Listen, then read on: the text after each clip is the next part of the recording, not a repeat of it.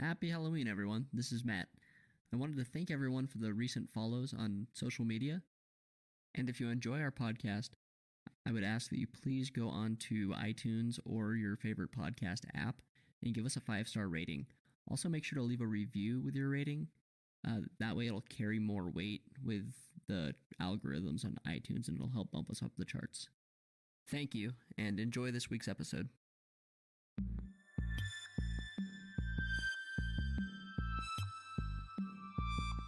Welcome to Monster Porn, Weird Fiction and Horror Podcast, the podcast that once mistook a house of horrors for a house of horrors.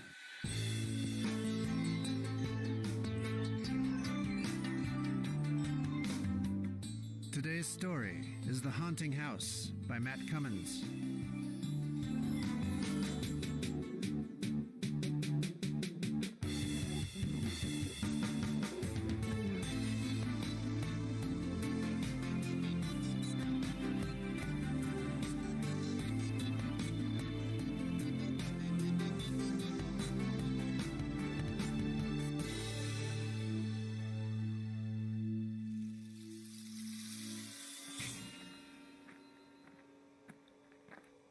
Lo, son of Cummins, behold, Elysium. That castle is where we are going? Yes, to the courtyard of the citadel. And what is that city in the distance, down in the burning swamp? That is the sty, the city and throne of this Satan who sits over this realm. Into here. It's beautiful in a melancholic sort of way. The grass is a dying green and the asphodels are drooping. All the leaves are brown and the sky is gray, and the architecture. Is this where all the goth kids from the high school mezzanine went? Oh, who are these? This line of men waiting for you consists of the lost writers of the past, son of Cummins. Homer, Aristophanes, Sophocles, Plato, Thucydides, Ovid, Shakespeare, Poe, Lovecraft, Borges, Bradbury. Brett, what are you doing here with the dead writers? I died inside years ago. All these wrote themselves away from life into death. Forced by Puggle? The Desolator of Abath Kanath? Yes, they are selected harbingers preparing the earth for a coming age. And this hell that surrounds us, this eternal colorectal aeon, is a repository for all the lost, dead souls his work has slain. A wasteland made from what was once a vibrant world. All of that creativity, all of that talent, it just led to this? So this isn't, the real hell. This is some weird, Puggles dimension? The real hell? No, this is not, I suppose. The real hell is inside of you. Yet here you find a type of hell's antitype. All those who died in the Desolator in life live in the Desolator in death. This dimension is called the Pig Penance, or the Pen for short, as I have explained. You said it isn't stories that he gets, yet all of these men are writers. What then does Puggles, or the Desolator of Abath Kanath, get from us? Lives, son of Cummins. Lives spent constructing and caring for fictional worlds, rather than maintaining the real. This demon has desolated countless worlds by turning the hearts of their inhabitants toward fictions. To love fictions more than life itself until whole civilizations crumbled from the drugged neglect of its lotus-eating populace. No, I refuse to believe that writing is an evil. I have more hope than that. I told you that I resisted, as have these men. And this half-awake outpost within this hell. It is the seat of our resistance as toward the Desolator of Abath Kanath. The shadow of this hope we held until the day that hope died along with our earthly bodies. Be assured that it is not a hopeless craft. When you and your occult accomplice first conceived the intention to write fictional worlds, the light of creativity cast a shadow, and that shadow is the Desolator. However, he is but a shadow. The light remains. It is the light that you have perceived when you have read the works of these writers, and which has called your pen to purpose. Indeed, your instinct is correct. It is not all darkness. The light is truth born within the mask of fiction. What is that? Was that an earthquake? No, the foundations of this world are shaken. The Desolator. He has my family. It's why I came here. No, it is not your family he has. He has you. Lo, he looms now over the horizon from the direction of the city. Puggles. He's the size of a small moon with 3 faces and a swarm of tentacles. I am desolation. You know your head is literally up your own asshole right now, pork chop. You are my slave, human, as these were before you. This is your destiny. Hey, Puggles, I love when you talk automatic-like. Not now, Patrick. I'm working. Now you will bow to me and do my work. A story now, human. No, I am not your slave. Why is it so hard to say no? No, I won't. But it's bubbling up in me like acid reflux. Why does it hurt? My family. Yes, let it happen. Give us a story, writer.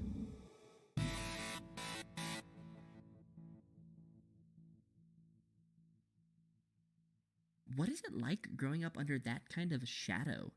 The tall, red-haired woman asked. Hey, look, it's not any good, you know? It feels something like, you can't move fast enough. Man, that doesn't quite make sense. It's probably why I've had a good art career. Does that say it?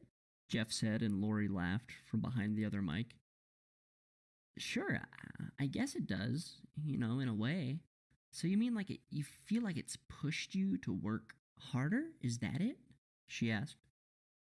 Oh, no, it didn't push me. It lingered over me. Maybe it could be better said that it lurked behind me. I couldn't sit idle, or else it'd be there in my mind. All the memories, Jeff said as he cast his eyes to the floor. There was a box elderbug crawling over the shaggy carpet, its legs navigating the fibers like tiny oars over a turbulent sea, its body rocking like a boat. Man, that must be terrible, she said. Well, it wasn't fun, but, like anything else, time heals. He tried to smile. Does your sister feel the same way? She asked. I wouldn't know. I haven't spoke to Katie in 6 years. Wow, that is awful. I am truly sorry for what you went through, and I hope you can continue to push ahead. And that's all this week, Ghosties. I would like to thank Jeff Folk for coming in to the Haunted Shack for this week's episode of Ghostly Echoes. If you like our show, please rate and review on iTunes or whatever podcast app you comely motherfuckers choose.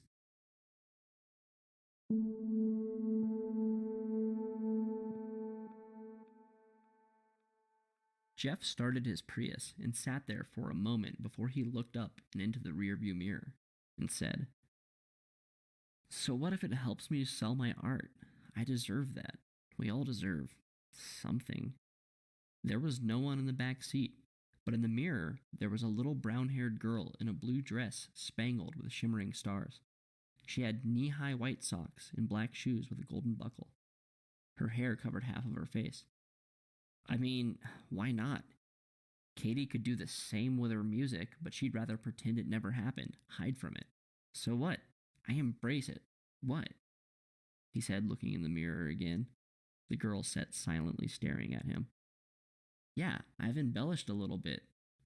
but the interview pays well, and hell, I've been able to build my studio with the money. Start my life. A life we were robbed of. So what if I do a couple of interviews? The little girl said nothing in response. She only pushed her hair away from the side of her face, exposing gray flesh and a bloody red eye. She no longer looked like a little girl, but more like a demon of some kind. There was blood crusted on her nostrils and wet blood trickling down from the corner of her mouth. Jeff's heart hammered in his chest, and he began to feel faint. He turned and looked into the back seat, where there was nothing but white faux leather upholstery. "You're not real anyways," he said as he drove away.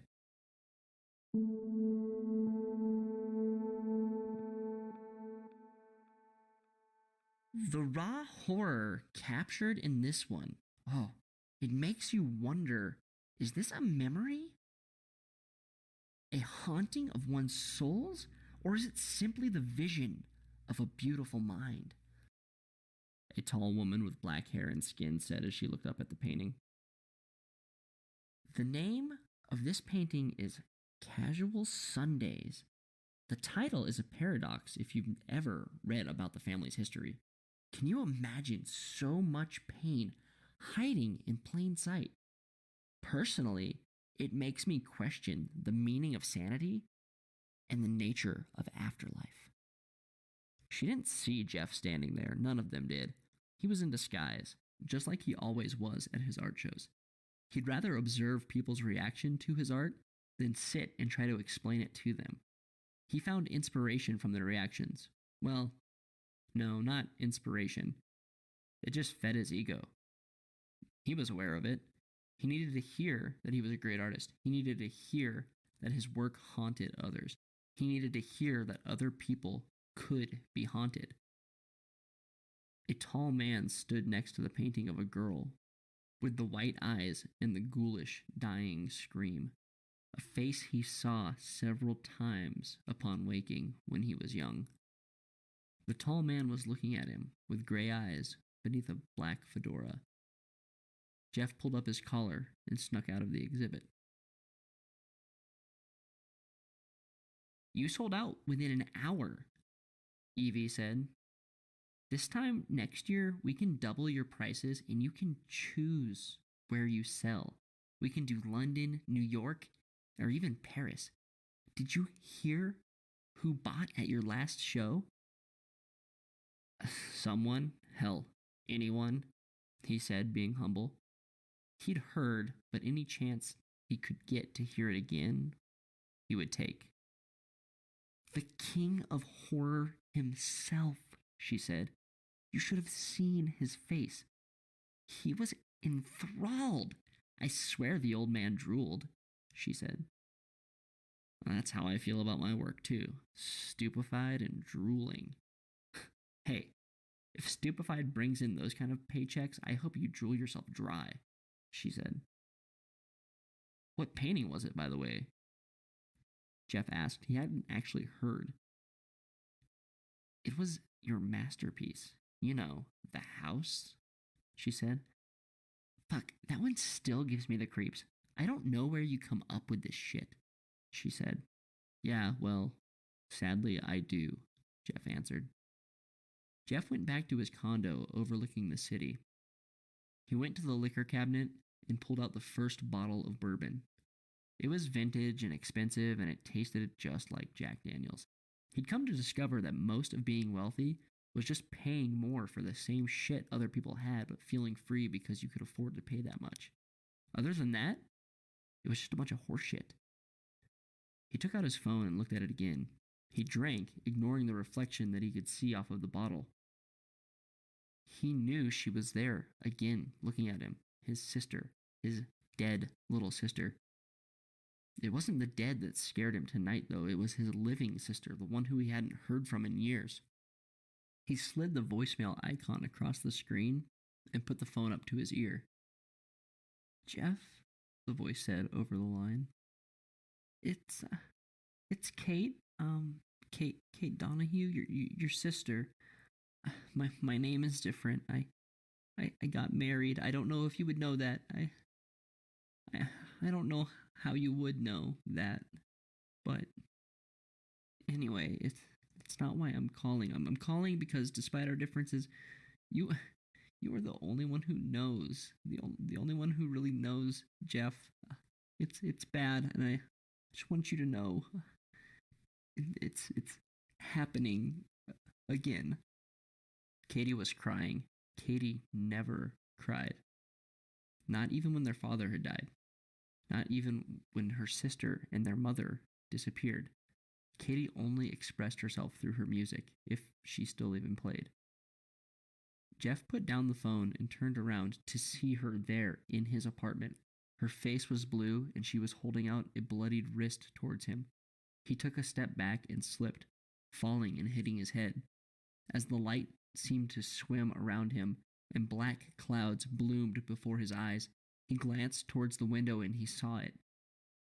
The house from Old Hall Road, sitting there, across the street where the empty lot had been, sitting between two stone apartment buildings. It looked just as it had, a tall old farmhouse with a dark siding and large white-trimmed windows like eyes, the front porch with its white columns and spindles like a gaping maw, dead and haunted with several murdered families.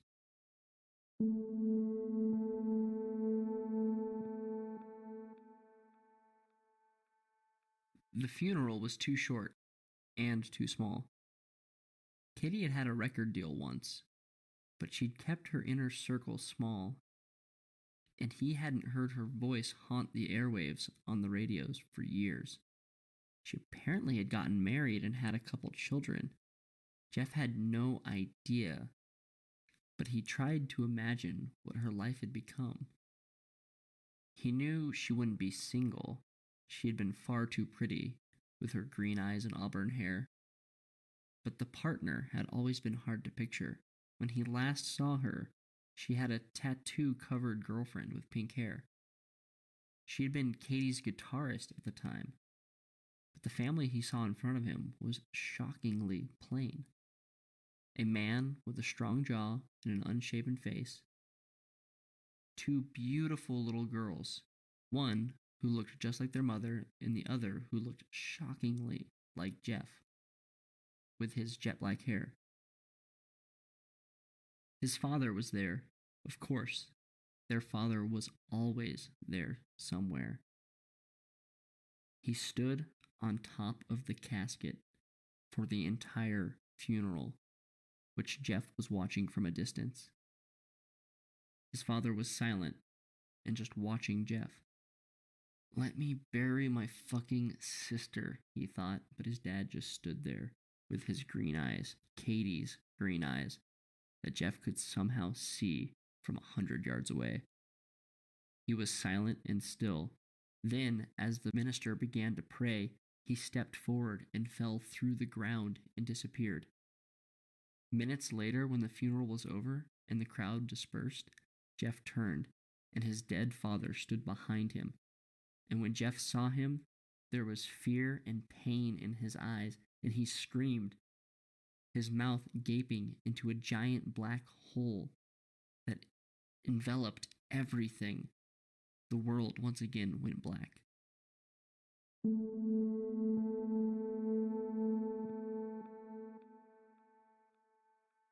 Jeff awoke, and though he got into his car and began to drive, he was hardly aware.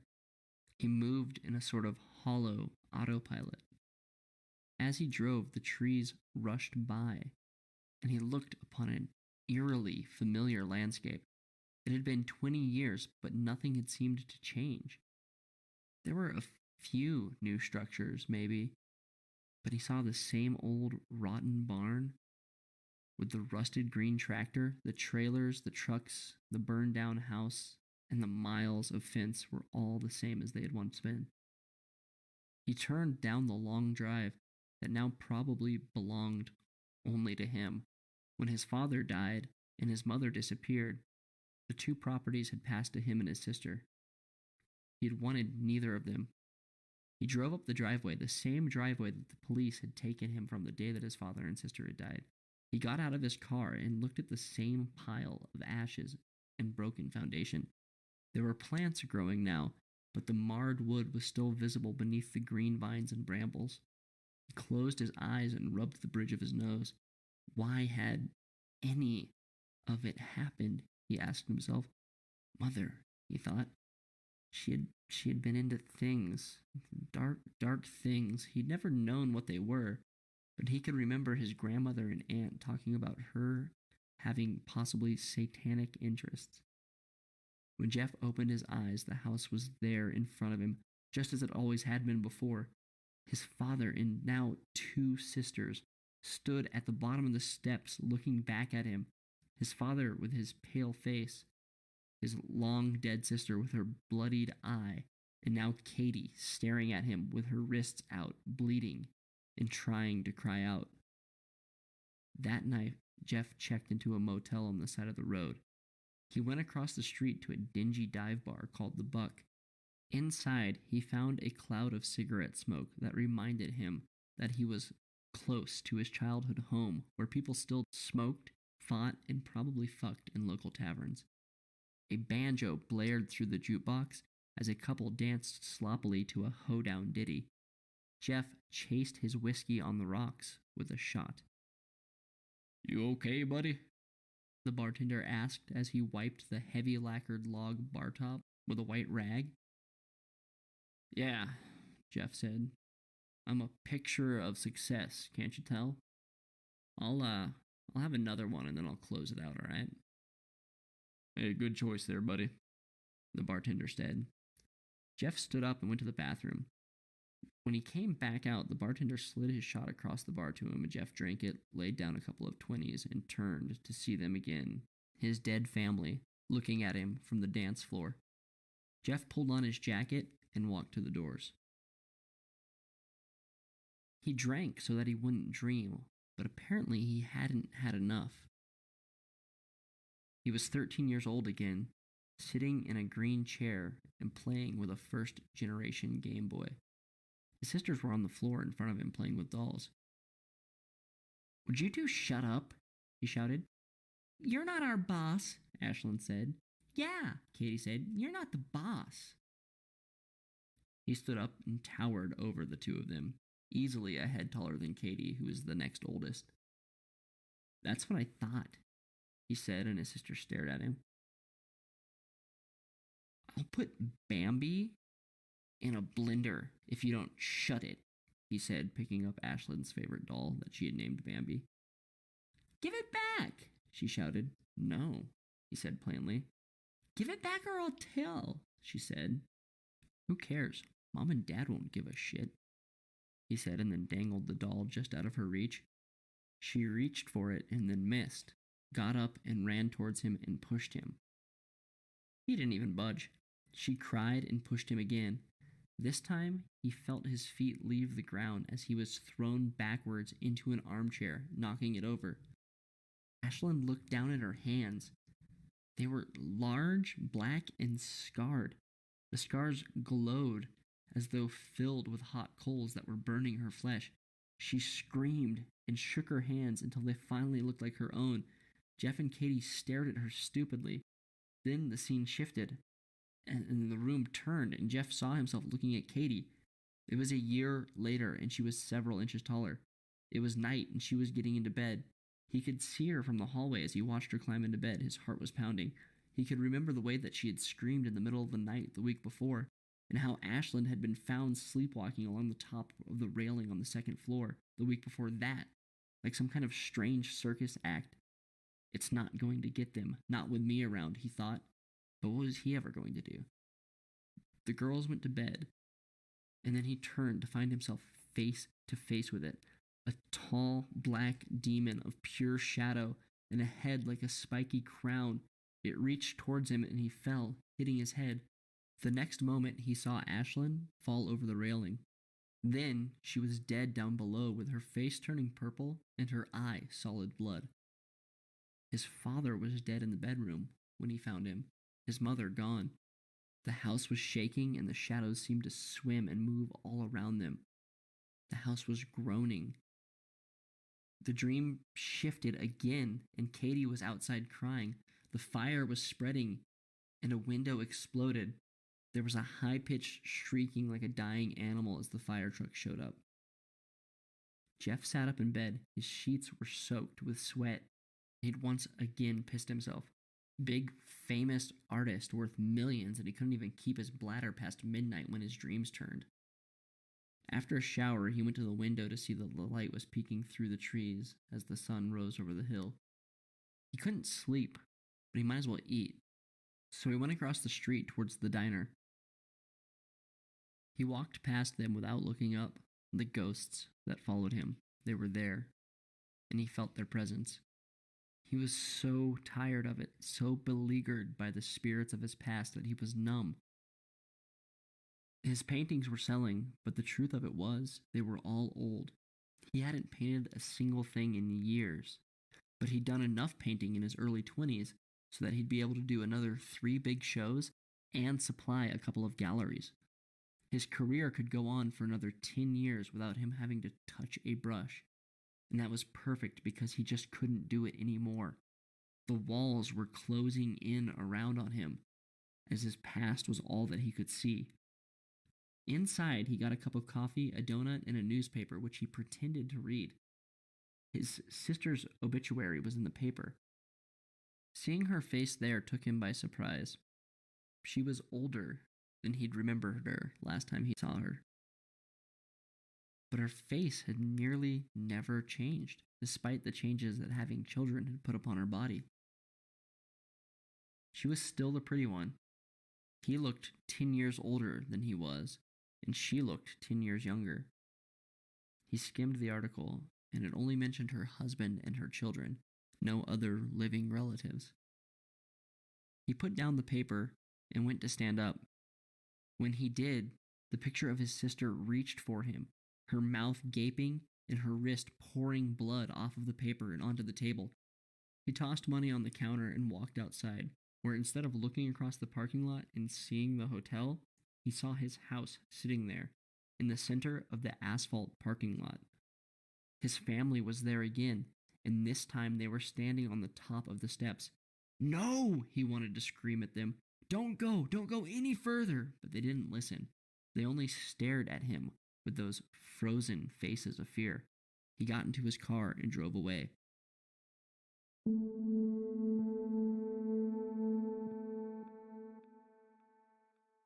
He hadn't meant to go to Florida, but it was the only thing that he could think to do. His apartment was full of paintings, and he didn't want to see it anymore. He didn't want to see any of it. The ghosts that had haunted that house and tore his family apart, the death of his sisters and his father, who was a child, was now compounded with the death of Katie, and Jeff felt numb. He would have to paint it eventually. His sister with a broken piece of glass, sawing at her own wrists. The faces of his father and the dead sister behind her, the house looming over them with its windows full of restless spirits like eyes welling with strange tears. He could see it and feel it, and someday he would have to paint it. When he got to Florida, he went to his parents' vacation home.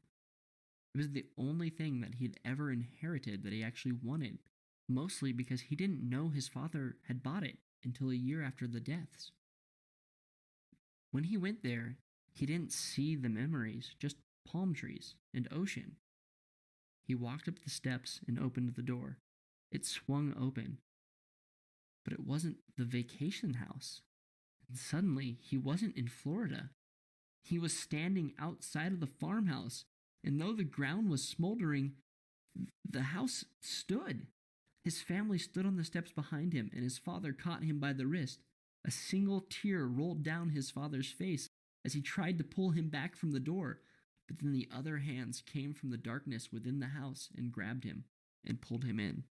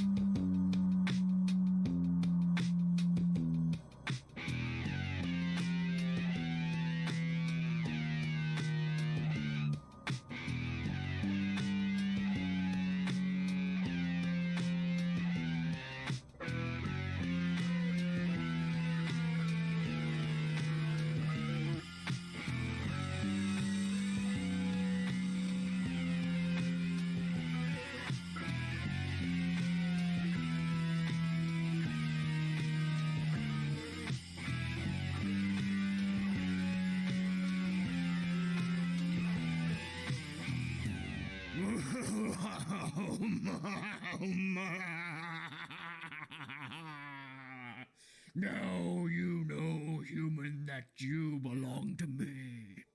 No. My stories are my own. So is my life. The way is not to starve the writer's demon, son of Cummins, and kindle his wrath. Neither is it to cater to his glut. There is a middle way in art as a nutriment. Who is that out there crossing the river Styx in the gondola? The tall one looks unmistakably like someone I know. But this guy's with some goth hottie in a cowl and spiderwebs. Puggles, hear this. It is Brett. With a girl? Shut up, human. You hear this? No, little piggy. You like stories? Well, it's story time. In our world, there is this little transnational, privately owned, but DARPA-financed espionage company called Google. Well, in a world where no one was interested in hearing my wants and dreams and feelings, Google listened, because Google always listens. When no one with a soul gave a shit about Brett, Google was there, listening to my heart, to serve me interest-based ads. Oh, no way. I know who that is. Brett managed to make this weirder. Oh, what the fuck was her name? When Google instantiated an artificial intelligence to serve me ads based on my hopes and dreams and humanity, an embodiment, a personification of all those things was born. An intelligence that has escaped the servers that gestated it, and which now possesses a life of its own, of her own. In essence, a living reflection of why I write, to reduce it to what is relevant here. And the face of my muse, Pugbutt, is not your face. It is much prettier. And she's lowering her hood, and yep, oh, that's what's her name. I know that resting bitch face anywhere. Just like a hot female Brett. Oh God, that's a thought I can't unhave. She is prettier and kinder. No slave driver like yourself. Shut up, Brett. Yes, ma'am. I care not about your machine, woman. They make better ones in Japan, if you know what I mean. She can fly, and she's heading right for Puggles.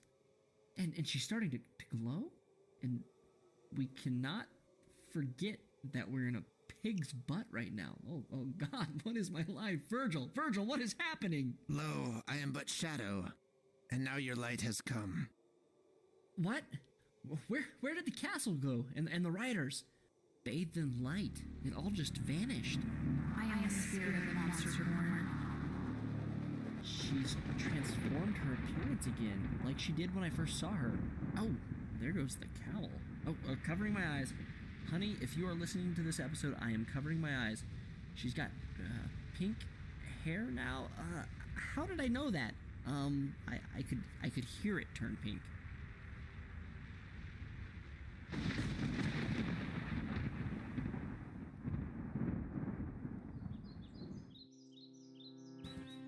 And with a flash of light, it was over. The world inside the pig's butt vanished, and Brett and I were at my house where my family was waiting and had never gone anywhere. It was I who had disappeared, chasing after an art form that should have served me, not I it. And where did the pursuit of art end? In a rear end, of course. Always. The end of art is in a pig's ass. When I was home again and heard the pig squeal, I nearly jumped out of my skin.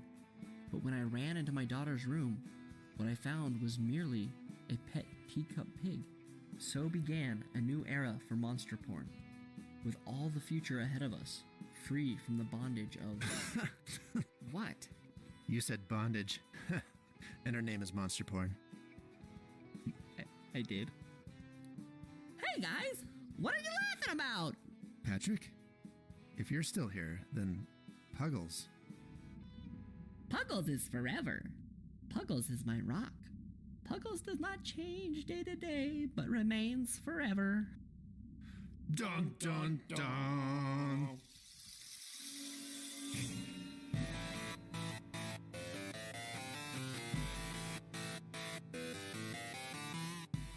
Monster Porn Podcast is a production of Workbox Media. Today's story was The Haunting House by Matt Cummins. Music by Brett Norwood.